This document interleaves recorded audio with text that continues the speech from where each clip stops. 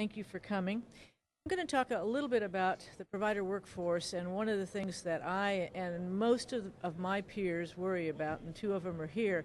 If you notice anything common among us, it's the color of the hair and the length of time in service, because we've all been doing this for 25 to 30 years, and there's a whole cohort of us that have.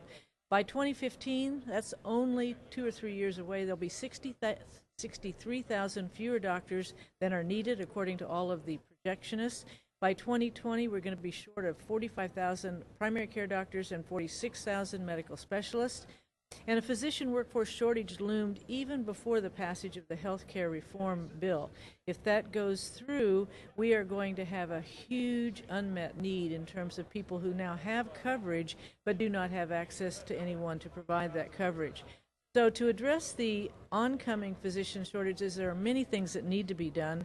As a person in medical education, one of them should be expanding the number of graduate medical education slots, which have been capped for years. So we cannot train more new physicians if we don't have postgraduate training capacity. It's one of the reasons I'm a little frustrated. We keep opening new medical schools and we increase the number of medical students, but we haven't increased the number of residency slots, so we're soon going to have an even bigger problem. And this is simply a very simple look at supply and demand 2008 through 2020, indicating a shortage of somewhere around 91,000 trained physicians.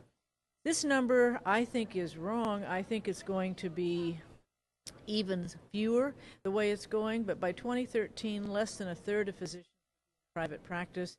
People are leaving private practice and practices groves and moving to larger health systems as the accountable care organizations are being built.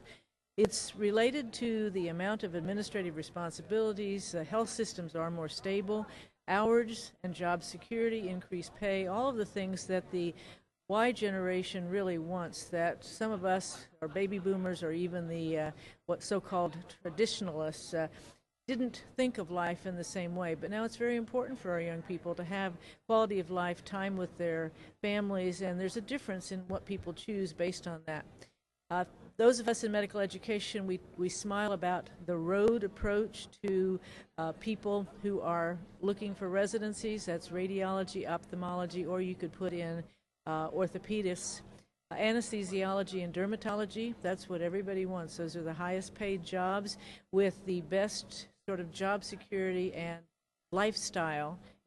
No hospital work for most of it, very shift work for many people. And you can see, not that I think internists and family practice doctors are particularly underpaid. We make a pretty good living. But if you look at the cardiologists and the orthopedists, I'm not too sure they should be worth 3 times what we do. And that's one of the things that gets people upset. Our young people look at that and they feel disrespected if they do go into what some of them would like to do, which is primary care. So there's some big trends in practice management. Compensation and reimbursement is being tied to performance and patient satisfaction. The former is important. The latter might get us into trouble, but we'll have to see. It's why my hospital just went to room service for all food service, because the biggest non-satisfaction point was the food.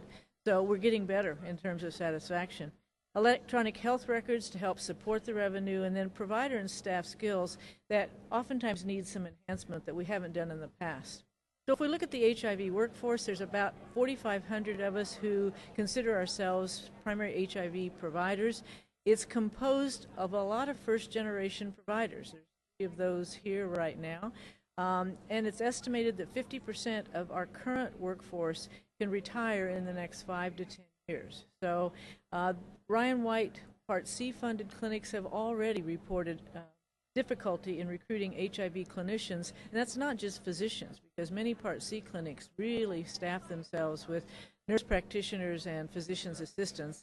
We can talk about it later, but one of my roles is with the American Academy of HIV medicine, and we've been faulted many times for credentialing nurse practitioners and PAs, but there's a great percentage of our population of poor HIV-infected individuals who would have no care if we didn't have PAs and nurse practitioners doing it.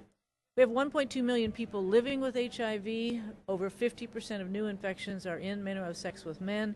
And 1 in 5, or still 20% of people with HIV, are unaware of their status. That's important because, one, they get sicker and without knowledge of it, and they continue to spread the disease. We have changed HIV from a fatal illness to a chronic, manageable illness with quite simple regimens for at least early onset HIV treatment. People don't have a lot of things they have to know to start with if they're interested in this. And HIV is moving rapidly to different settings. We do not have the number of privately insured people who are coming to HIV care. Unfortunately, we are seeing our younger, our poorer, and our minority population increasing, and consequently, we have to look at different models of care. So when the ACA, as an optimist, when the ACA is fully implemented in 2014, we're probably going to have 500,000 newly insured HIV-positive people who will be able to access care in different sites. The problem is they're not going to be able to get all of the services that we've been able to do for these same people in the Ryan White Care Act. And I think we're in the state that showed us the best how you have to think about what it is you're doing with this population. California got themselves into some trouble when they decided to implement early expansion of Medicaid, and what happened, as I'm told, is that they forgot to talk to the HIV experts, and they forgot that Ryan White Care Act was a payer of last resort. They hoped to build their Medicaid payment around Ryan White services continuing when it had to be the other way around. So they had some big difficulties, and we're hoping not to let that happen nationwide. We know that we have a national AIDS strategy now, and we want to reduce infections, improve health outcomes, and reduce HIV-related health disparities. We have to do that. It's going to be tough, though. Now, this is just one way of looking at what might happen if indeed we truly get people from the 138% of federal poverty level into Medicaid. Then we'll be able to give them better services. Right now, Ryan White takes care of their HIV, but if they get a gallbladder attack and go to an ED, they end up with a huge bill that nobody can pay for, them included, and Ryan White can't pay for it. So it is better to have an insurance plan. That's not to say we shouldn't reauthorize the Ryan White Care Act and do the things for our patients that we continue to need to do, like case management, transportation, nutrition, some of those things. As you all know, though, there's a big potential pitfall here in that with the Supreme Court's action, implementation of expansion of Medicaid is now optional for states. There's about 27 or more states who have said they are not going to expand Medicaid. We'll see if that rhetoric changes after the election, but that depends very much on what happens in the election in terms of our national politics.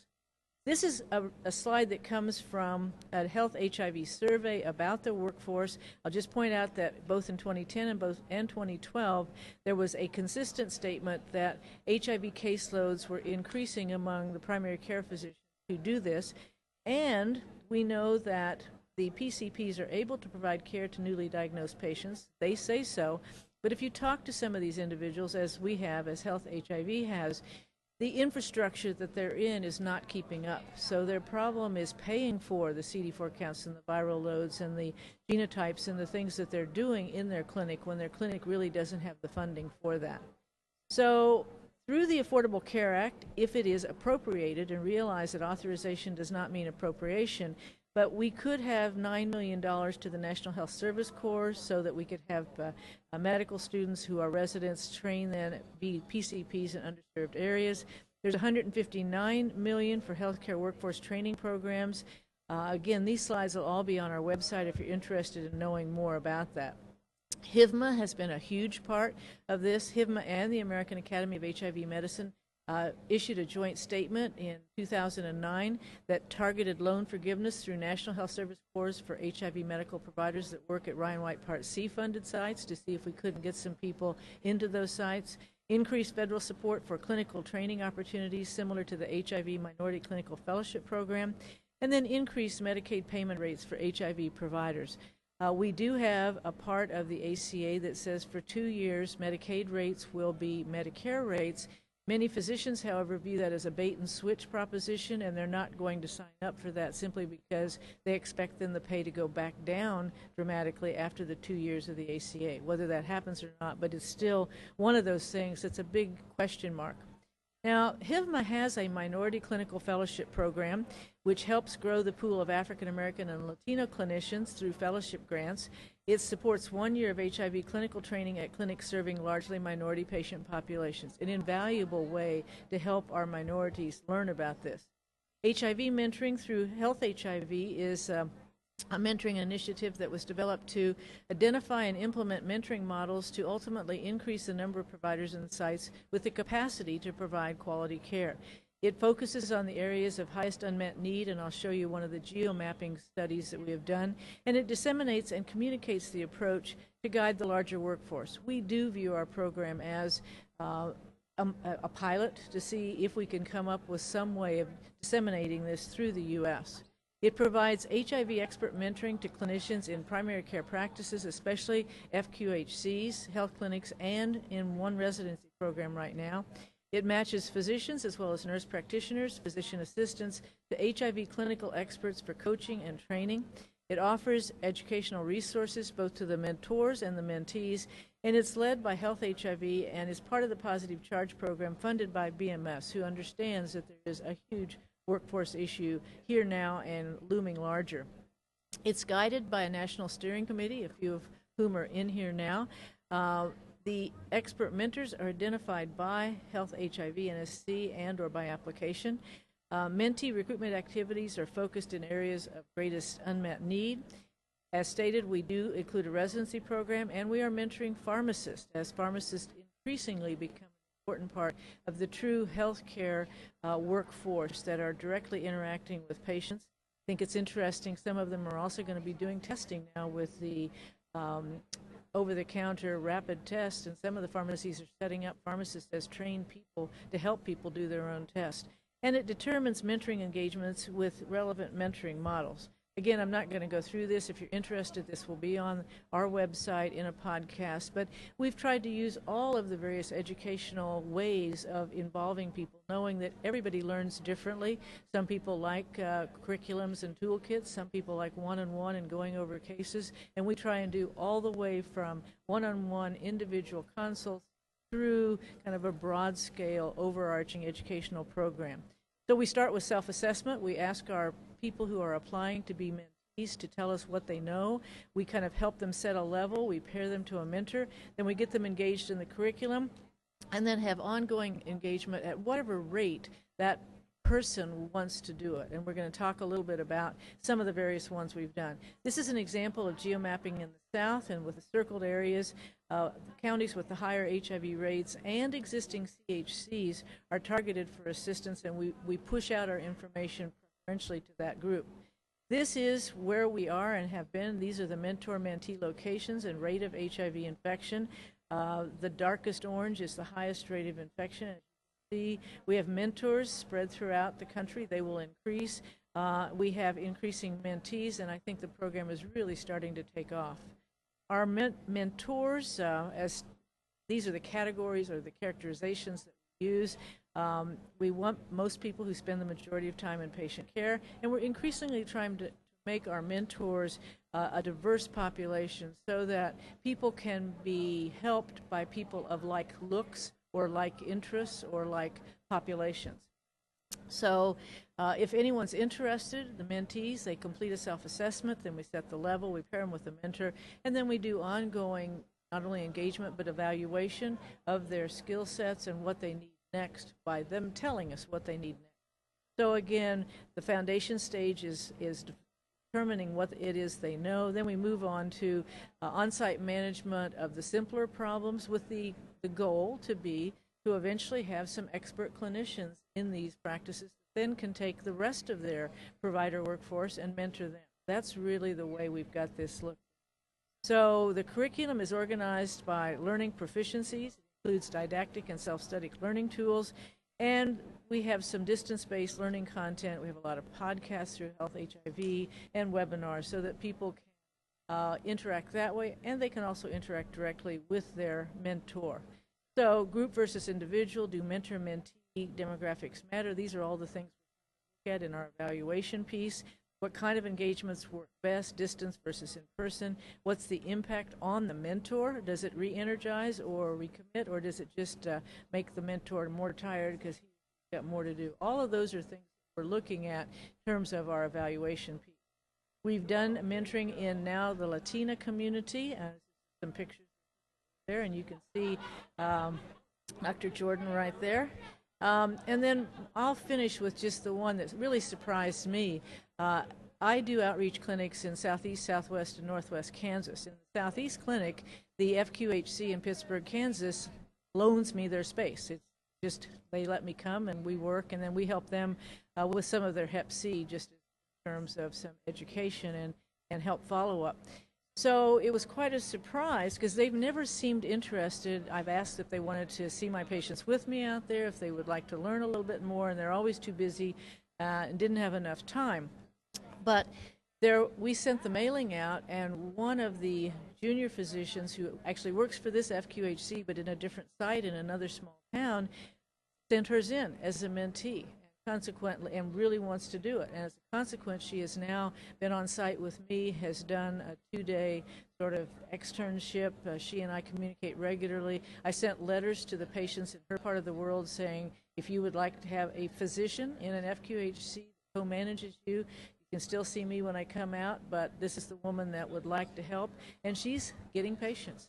And I think that's the model we have to be. It would be great for those patients out there if I only had to do things on a phone to help them out or come less frequently. Now we go every 4 to 6 weeks. That ability may go away depending upon what happens with Ryan White Care funding. So trying to transition in this way is critical for those patients. And I was quite surprised that even though I was out there every 4 to 6 weeks, nobody had really approached me. But now I have one of the clinics that's taking it on, and she's also moving into Hep C treatment, which is another one of her interests.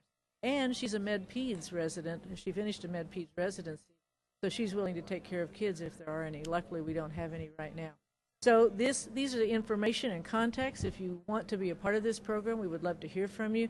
As stated, all of this will be on the podcast and the webinar.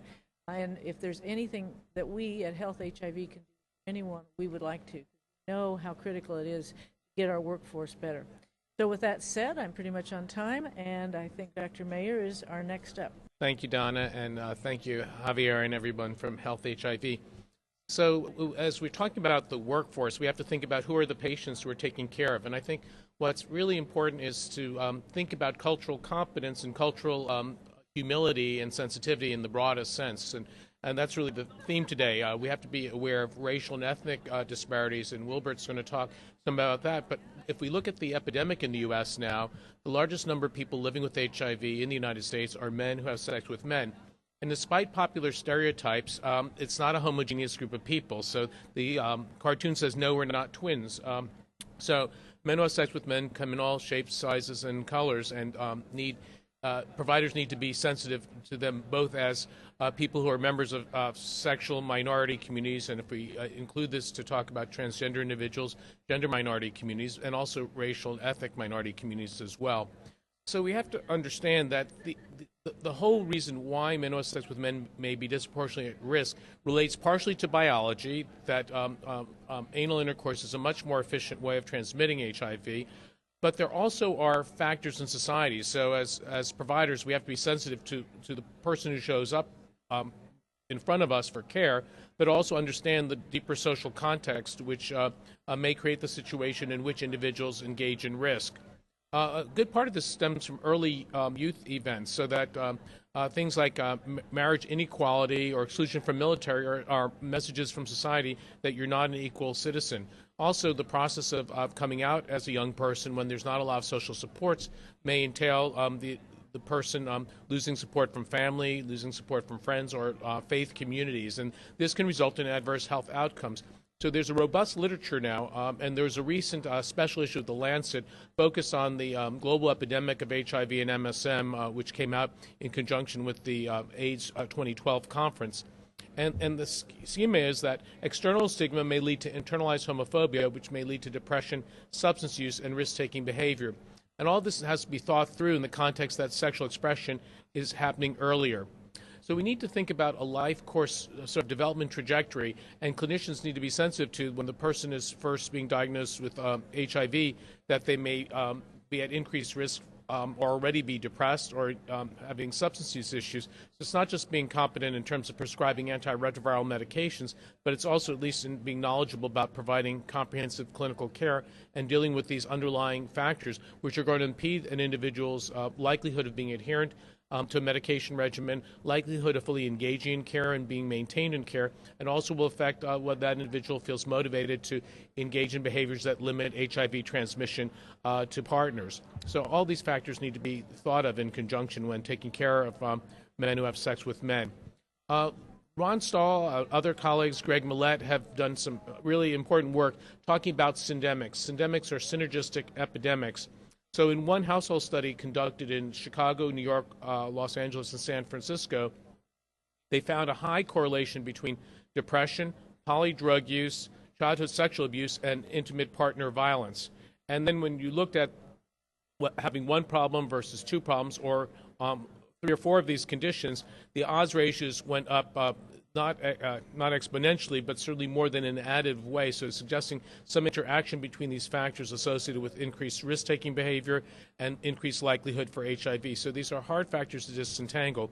Now, what's been exciting in recent years is sort of turning these odds ratios on their head, and there's a lot more work going on trying to understand resilience. Because if you look at these odds ratios, actually, when you go back and say, what's the actual prevalence, HIV prevalence, for example, in this population was 25%. But among the individuals who had 3 or 4 of these problems. But if you flip that, that means that 75% of people, despite depression, despite substance use or childhood sexual abuse, are not HIV infected. So understanding what's going right in some individuals' lives to avoid these increased risk factors for becoming infected is the other way to think of this. The other factor that clinicians need to think about in taking care of people who are HIV infected or at risk for HIV is that there's a high number of concomitant other infections. So very important for screening for syphilis. This has been associated with serosorting and substance use. So if a provider says, are you engaging in safer sex, and if the patient says, well, I'm only having unprotected sex with my HIV-infected partners, that individual may be at a very high risk for syphilis. With gonorrhea and chlamydia, the important take-home is the need to test non-genitourinary anatomic sites using nucleic acid amplification technologies. So in a recent study that we did in 4 cities across the U.S., in a population of HIV-infected individuals, 94% of the infections outside of trichomonas infection in this population were among men who have sex with men. And the most common infections we diagnosed were rectal chlamydia and oropharyngeal gonorrhea. So sites that are not normally looked at in routine screening and really have to be. Herpes simplex is another major player, and although acyclovir prophylaxis was not protective in decreasing HIV transmission to partners, it's still an important factor to think about when people are having genitourinary symptoms. Hepatitis A and B and HPV are vaccine-preventable diseases, and clearly, particularly for younger MSM, HPV vaccination should be part of routine care.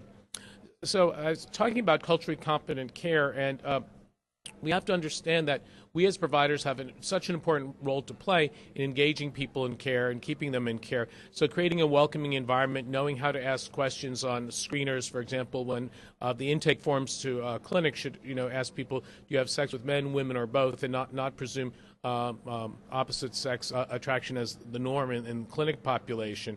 And we have to think of this as a basic human right and an optimal component of clinical management. What's great over the last few years is the fact that there have been a variety of high-level bodies that have recognized the importance of these issues. So this past year, the Institute of Medicine issued a report on the health of lesbian, gay, bisexual, and transgender people, suggesting areas for further research and also saying what we do know.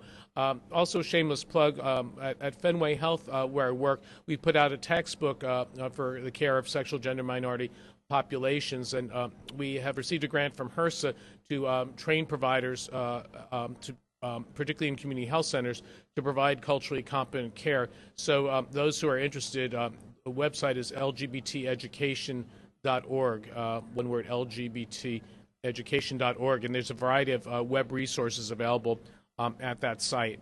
And so with that, I'd like to turn the podium over to Dr. Jordan. Thank you. I've spent a lot of time working with the National Medical Association.